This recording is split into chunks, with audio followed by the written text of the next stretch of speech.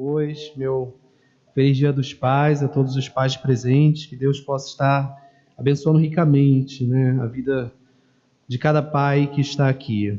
Enfim, irmãos, a gente vai dar continuidade à nossa série de exposição lá em Jonas. Te convido a abrir lá em Jonas, capítulo 2, a partir do verso 7 até o verso 10, e com a graça de Deus a gente finaliza hoje o capítulo 2. Jonas, capítulo 2, do verso 7 ao verso 10. Diz assim a palavra de Deus: Quando dentro de mim desfalecia a minha alma, eu me lembrei do Senhor, e subiu a ti a minha oração no teu santo templo. Os que se entregam à idolatria vã abandonam aquele que lhes é misericordioso, mas com a voz do agradecimento eu te oferecerei sacrifício. O que votei, pagarei.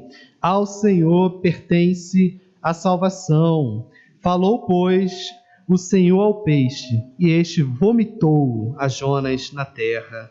Oremos. Senhor, mais uma vez, eis aqui a tua palavra, e eis aqui, Deus, um vaso de barro, para que a excelência do poder seja do Senhor, que o Senhor possa me usar, que o Senhor possa me ajudar a pregar a tua palavra com clareza, com fidelidade, para que o teu povo seja alimentado nessa noite, em nome de Jesus. Amém. Irmãos, semana passada, quem lembra, eu terminei o sermão exaltando a maravilhosa intervenção de Deus na vida de Jonas e nas nossas vidas, quando eu li aquela parte do final do verso 6, que diz assim: contudo, aquele mais Deus, fizeste subir da sepultura a minha vida. E aí eu trouxe a exaltação da glória de Deus ao intervir na nossa vida, né? Quando a gente acha que está no fundo do poço, sempre tem o mais Deus, sempre tem Deus vindo nos resgatar. E aqui Jonas reconhece que quando não havia mais nenhuma saída para ele, Deus apareceu. Você já parou para pensar, irmãos, que essa forma de Deus agir não é nem um pouco novidade? Que a ação de Jonas muitas vezes é a personificação de todos nós? Porque veja o seguinte: muitas vezes, quando queremos alguma coisa, nós somos obstinados. Nós insistimos nessa coisa e buscamos alcançar aquilo de todas as formas, mesmo que às vezes saibamos que aquilo é errado. Às vezes nós somos obstinados demais, inclusive no pecado, mesmo que Deus diga claramente para que você pare, para que você freie, mas às vezes o homem é teimoso, é obstinado. O que Deus faz? Deus faz como fez com Jonas, como fez com Pedro, como fez com Davi. Vocês querem saber qual é a obstinação desses homens? A gente sabe muito bem, né, o que aconteceu com Jonas. Jonas foi parar lá no ventre do grande peixe. O que aconteceu com Pedro? Na sua obstinação, Pedro se viu um traidor, né? O que aconteceu com Davi? Um assassino, um adúltero, e teve a sua família completamente destruída. Então, esse falso sentimento, às vezes, de autonomia que a gente quer ter, de obstinação, de seguir no nosso rumo, quando Deus muitas vezes fala não é esse rumo, esse tão amado livre-arbítrio, na verdade vai nos conduzir sempre à escravidão. Toda a nossa obstinação, todo o nosso desejo de seguir o nosso curso, o nosso coração, a Bíblia vai mostrar que sempre vai nos conduzir à escravidão, né? Pois a maior escravidão do homem é ele ser temporariamente entregue à sua própria liberdade. Às vezes é contraditório isso, né? Como temos visto aqui, a obstinação de Jonas o levou ao profundo do mar, a de Pedro levou a ser descrito na Escritura como um grande traidor, e a de Davi, o grande rei, segundo o coração de Deus, fez ele ser visto como um assassino adúltero. E a pergunta que eu faço, né, o que a sua obstinação vai mostrar a respeito de você?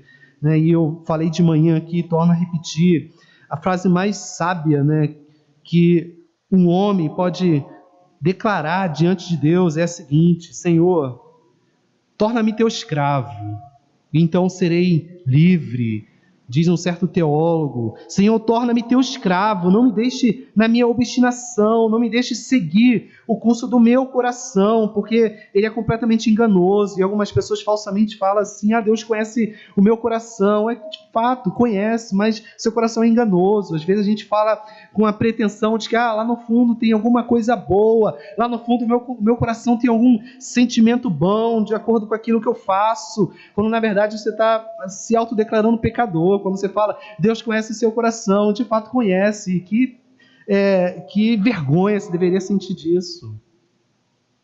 Quando a gente sabe que Deus conhece o meu e o seu coração, quando Ele se torna um Deus que se mostra completamente soberano nas nossas vidas, a gente muitas vezes fica com vergonha, com receio.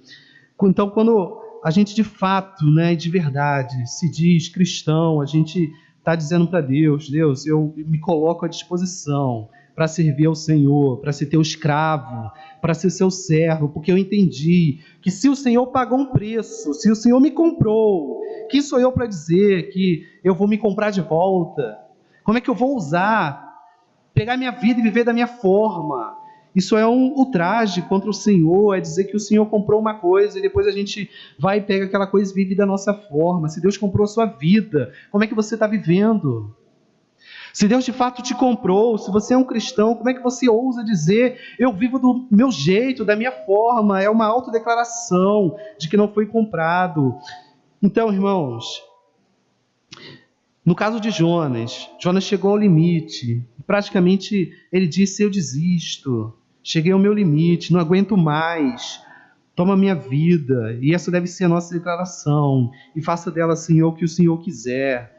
Pense, meu irmão, seriamente, se sua vida tem sido de fato sua ou de Deus. Isso aí eu trouxe apenas para a gente lembrar de como que nós terminamos o sermão passado. Verso 7, irmãos, diz assim: quando dentro de mim desfalecia a minha alma, eu me lembrei do Senhor e subiu a ti a minha oração no seu santo templo. É exatamente essa a declaração de Jonas, que reconhecia que sua maior dor não era física, mas da alma.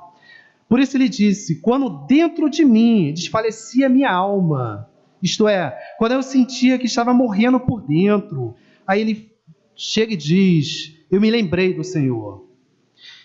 Ele não procurou, por exemplo, os psicólogos da época, ele não procurou os terapeutas da época para resolver o vazio da sua alma. Essas pessoas são úteis para alguns momentos circunstanciais, de fato, mas para o vazio da alma, para a dor da desobediência, para a dor do pecado, essas coisas, o especialista é Deus. Só Deus preenche o vazio da alma. Então ele se recorda de Deus, traz à memória o que daria a ele esperança novamente, pois Jonas sabe que a misericórdia de Deus é sem fim, se renova a cada manhã, e que em Deus ele encontraria perdão para o seu pecado e cura para a sua alma. Quero, irmãos, portanto, com isso, trazer uma aplicação de forma em perguntas. Quando é que você se lembra de Deus? Ou melhor, você tem se lembrado de Deus? Com que frequência você se lembra de Deus? E tem se lembrado dele para quê? Para pedir alguma coisa? Quando você está carente de alguma necessidade financeira, física, é nesses momentos que a gente se lembra de Deus. De fato, Jonas se lembrou de Deus para pedir algo assim: perdão. Me perdoa, Senhor, porque eu, como profeta do Senhor, ousei tentar fugir da presença do seu Senhor. Então eu estou aqui no fundo do mar, sem nenhuma saída, e de fato estou me lembrando do Senhor agora. Mas quão sábio é o homem que se lembra de Deus simplesmente por amor. Se lembra de Deus todos os dias para dizer: Senhor, eu te amo. E repito, não há outra forma de dizer a Deus: te amo, a não ser por meio da oração e da leitura frequente da sua Santa Escritura. E Jonas finaliza sua oração no verso 7 dizendo: e subiu a ti a minha oração no teu santo templo. Aqui o próprio Jonas reconhece que sua oração foi ouvida por Deus. Não há dúvida do tipo: será que Deus ouviu minha voz? Será que Deus ouviu o meu clamor? Não, porque um coração quebrantado e contrito, como o próprio salmista diz, Deus nunca desprezará. Deus nunca vai abandonar aquele que de fato chega de coração quebrado diante de Deus e fala assim: eu pequei, não quero mais viver do meu jeito, toma minha vida. Verso 8: os que se entregam à idolatria vã abandonam aquele que lhes é misericordioso. Olha que confissão, irmãos. Jonas está falando de si mesmo, reconhecendo que ele se entregou por um tempo à idolatria. E quais eram, irmãos, os ídolos de Jonas?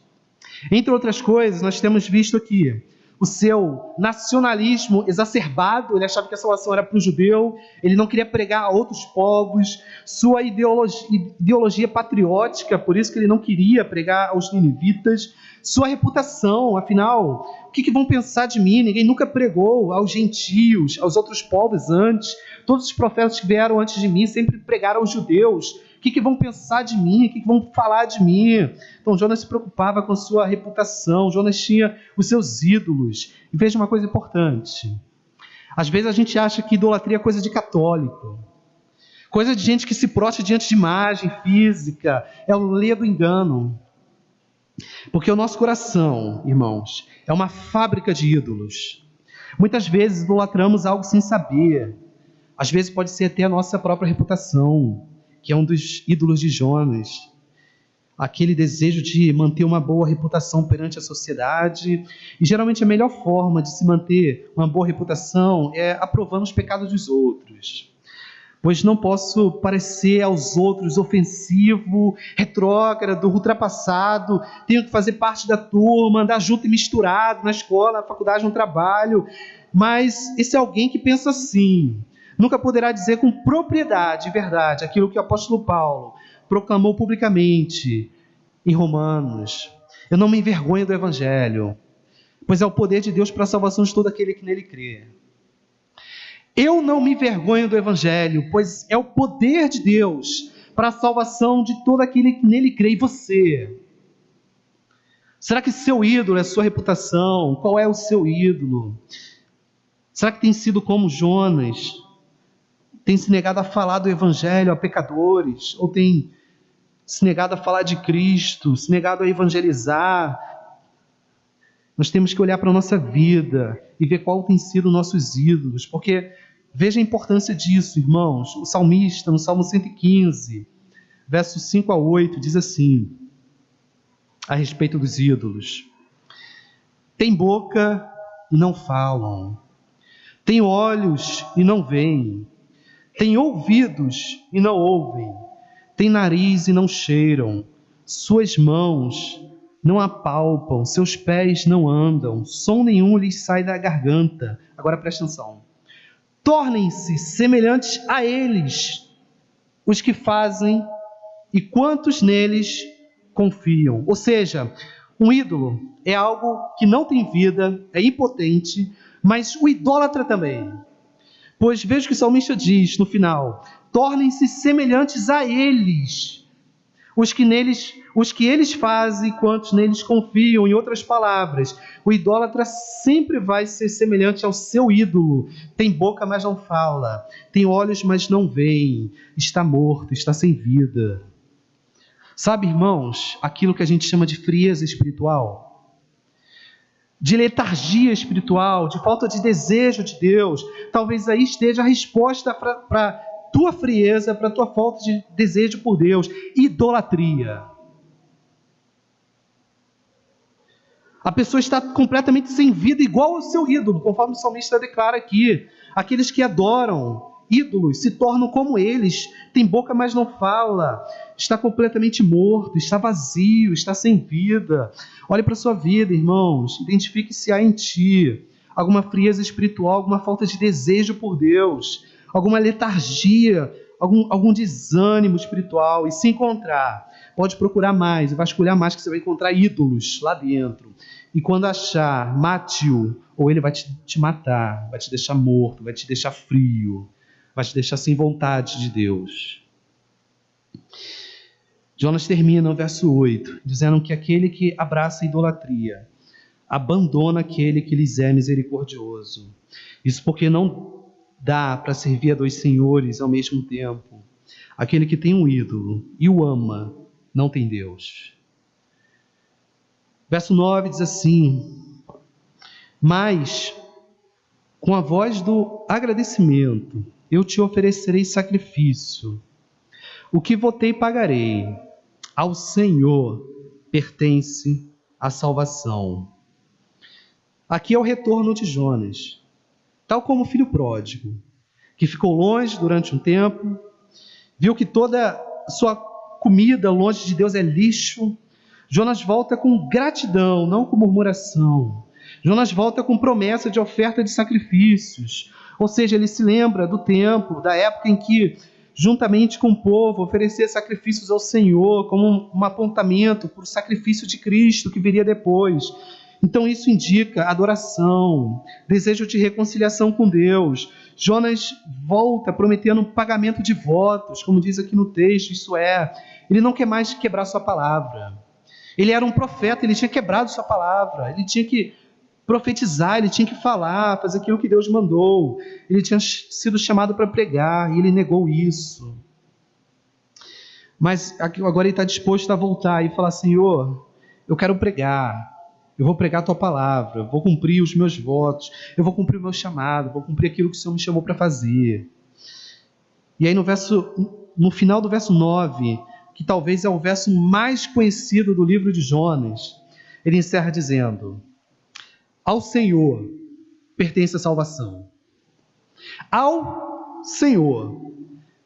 Não quem eu achar que merece a salvação, como eu pensei tolamente no início, quando o Senhor me chamou, falou para eu pregar aos ninivitas. Eu falei: não, eu vou decidir a quem pertence a salvação. Agora ele declara: não, ao Senhor pertence a salvação. É a Deus. Quem Deus decidir salvar, não eu. Não nós aqui, não você, mas ao Senhor. Em outras palavras, a salvação pertence ao Senhor e Ele dá a quem Ele quer. Homem nenhum vai direcionar Deus. Deus salva aquela pessoa, Deus não salva aquela pessoa, não. Nenhum homem vai decidir por Deus. A salvação pertence ao Senhor. Isso significa mais ainda, irmãos, que a salvação não depende da participação do homem, a não ser com a sua deplorável participação com o pecado. A salvação depende unicamente da manifestação da graça soberana e salvadora de Deus. É um ato unilateral, onde Deus, de forma misericordiosa, desce, se faz homem, assume o nosso lugar, é punido pelo Pai, debaixo da ira de Deus, e nós somos salvos crendo em Cristo Jesus, porque a justiça dele, a pureza dele foi imputada a nós, e nós fomos declarados diante de Deus justos. Fomos salvos, não pelo nosso mérito, não pelo que você fez, mas pela salvação soberana do nosso Senhor. A Deus, portanto, pertence a salvação. E Jonas fala: ao Senhor pertence a salvação e ponto. Não quero mais pensar nesse negócio de eu escolho quem que eu vou pregar, quem pertence à salvação. Não, é a Deus, e a Ele toda a glória por isso, eternamente.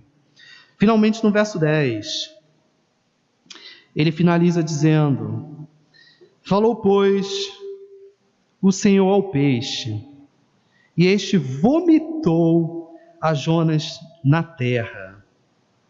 Não apenas a salvação pertence ao Senhor, irmãos, como também o poderio sobre absolutamente tudo. A gente tem visto aqui, não custa repetir, que Deus estava controlando toda a situação ali, controlando o navio, controlando o vento, controlando o mar, controlando o grande peixe para engolir, controlando o grande peixe para expelir Jonas, para vomitar Jonas, controlando as algas do mar, como a gente viu semana passada, controlando os marinheiros. Deus estava em todo lugar, Jonas podia fugir, e aonde Jonas fosse, Deus estava lá, cercando por todos os lados.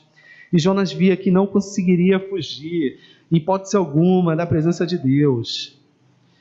E aí ele reconhece: ao Senhor pertence a salvação. E agora, aquele grande peixe que teve que aguentar Jonas durante um tempo, vomita Jonas. Perceba, irmãos, que Deus falou, assim como foi na criação: haja luz e houve luz.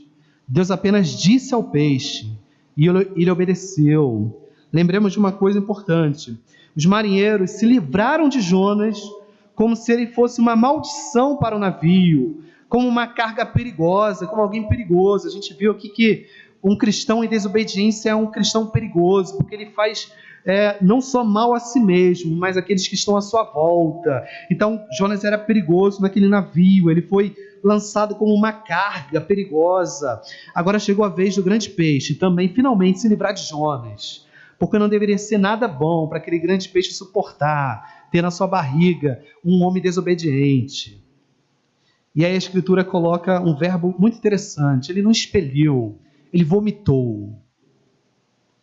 Jonas foi vomitado, e essa palavra transmite bem a situação, pois no vômito é o resultado daquilo que nos causa mal, que nos faz mal internamente, e a gente vai e vomita. Irmãos, como disse aqui, Jonas não foi simplesmente jogado, expelido, ele foi vomitado, como uma substância ruim. Isso indica o seguinte: a nível de obediência, o grande peixe tinha moral para vomitar Jonas, pois ele estava em plena obediência ao Senhor, e não deveria ser nada agradável ter alojado dentro de si um ser completamente desobediente. Por isso, amando de Deus, finalmente aquele grande peixe pôde também, assim como os marinheiros, se livrar de um homem desobediente como Jonas. Jonas está sendo jogado para lá e para cá. Olha o que acontece com um homem que foge e tenta desobedecer a Deus. Ele é maltratado, seja por ímpios, seja por animais. E esse profeta agora está de volta à terra. Ele volta ao ponto de partida, como dizem por aí. Rodou, rodou, rodou, mas parou no mesmo lugar. Ele voltou a estaca zero. Meus irmãos, Jonas deu toda essa volta e ele volta para o mesmo lugar. Como se Deus dissesse: olha aí, o que sua liberdade fez? Você quer realmente ser livre? Quer fazer o que você quiser? Quer fazer o que seu coração quer? Olha a história de Jonas e veja se de fato você quer ser livre. A maior liberdade do homem é quando ele é servo de Deus. A maior liberdade do homem é quando ele se entrega a Deus e fala: Senhor, não me deixe ser livre, não me deixe fazer o que eu quero, porque vou ser como Jonas, eu vou ir por caminhos difíceis, como filho pródigo, eu vou comer lixo e depois eu vou retornar. Então o que você vai fazer da sua vida? Vai continuar sendo muitas vezes obstinado, como a gente tem visto aqui Jonas, porque não adianta. Se nós somos de fato filho de Deus, a nossa obstinação só vai causar prejuízo a nós, a gente vai voltar a estaca zero. Deus vai falar: tudo bem, você quer? Vai lá, mas você vai voltar, porque eu sou Deus, sou soberano, vai ser feita a minha vontade, ponto final. Homem nenhum vai fazer eu mudar de ideia. É Deus quem é soberano. E se Deus decidiu salvar aquele povo de Nínive, Deus vai salvar. E se ele decidiu usar Jonas, não adianta que ele não vai usar outro. Ele vai usar Jonas. Como eu falei, algumas pessoas falam de forma errônea: se você não quiser ser usado por Deus, Deus vai usar outro. A gente tem visto aqui que não. Deus é soberano em tudo, na pessoa que ele quer usar, em quem ele quer alcançar e atingir. E aqui está Jonas. Voltou a estaca zero. Voltou para a terra. E, meus irmãos, não pense que essa experiência traumática fez Jonas mudar completamente de ideia imediatamente. As próximas cenas ainda reservam grandes emoções a respeito de como o homem pode ser teimoso ainda assim e cabeça dura. Isso, será que diz alguma coisa sobre mim e você? Porque mesmo após correção, restauração, não é fácil a gente cair nos mesmos erros. Não é fácil a gente cometer as mesmas falhas. Mesmo quando a gente quebra a cara, mesmo quando a gente apanha na vida, mesmo quando Deus nos disciplina, a gente às vezes faz voto e fala assim: agora eu vou ser diferente. E a gente vê que Jonas é um homem de Deus, mas é um homem como nós, como eu e você, que reconhece seus erros, suas falhas, mas é homem. E erra de novo. E a gente vai ver que Jonas, mesmo com essa experiência traumática, ele vai cometer outros erros. E a gente vai saber por que Jonas vai cometer outros erros. Mas quanto a mim e a você, a pergunta que eu quero deixar para a nossa reflexão é: o que sua liberdade tem trazido a você? Tem trazido a ti a falsa liberdade que te faz ser escravo de si mesmo, dos seus pecados?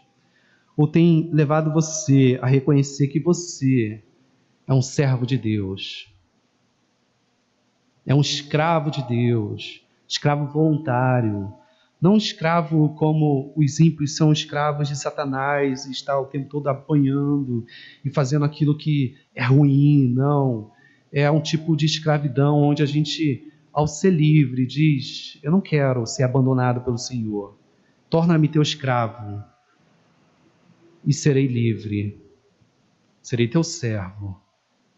Nunca mais. Essa deve ser a declaração de todo cristão que experimenta a sua pretensa liberdade. Se chegar para Deus e falar: Senhor, nunca mais me deixe ser livre. Nunca mais tire o freio da minha vida. Nunca mais deixe eu fazer o que eu quiser. Nunca mais deixe eu fazer o que está no meu coração. Pois meu coração é enganoso, desesperadamente corrupto, como diz a Escritura Sagrada. Que o Senhor, a quem pertence a salvação, quem é soberano de todas as coisas, sobre todas as coisas, possa ser soberano também, não só do mar, não só do vento, da tempestade, do grande peixe, mas sobretudo da minha e da sua vida. O maior desejo de Deus é ser soberano na minha e na sua vida. A questão é: como que você vai reagir? Se você for cristão, você não tem escolha. Você sabe qual é o tipo de escolha que você tem: nadar, nadar, nadar e morrer na praia. A questão é: você vai querer ir por qual caminho? Se render a Deus logo, ou ir pelo caminho de Jonas, ser obstinado e apanhar, né? Que nós possamos entregar nossa vida a Deus, descansar em Deus e confiar que esse Deus que cuida de nós, que vai pegar nossa vida, Ele não vai fazer dela algo ruim. Ele vai fazer aquilo que vai glorificar o nome dele e vai ser bondoso para conosco. Eu estou falando isso, encerrando a minha mensagem, porque às vezes a gente tem medo de entregar a vida a Deus. Porque a gente sabe que Deus, Ele vai sacudir a nossa vida. Vai tirar às vezes o pecado que a gente ama. Vai tirar a gente do nosso conforto. Vai tirar a gente da nossa letargia. Vai fazer a gente agir. Vai fazer a gente ser cristão. E às vezes nós temos medo de ser cristão de fato, de entregar nossa vida a Deus. Porque, como diz um certo teólogo, Deus é bom, mas é perigoso. Deus é bom, mas é perigoso, porque Ele pega a nossa vida, Ele vira pelo avesso, mas é sempre para o nosso bem, sempre para cuidar de nós. Pois a pergunta principal é: quem é que cuida melhor da minha e da sua vida? Eu e você ou Deus? É Deus. Então a Ele toda a glória e a Ele toda a nossa vida eternamente. Oremos a Deus. Amém.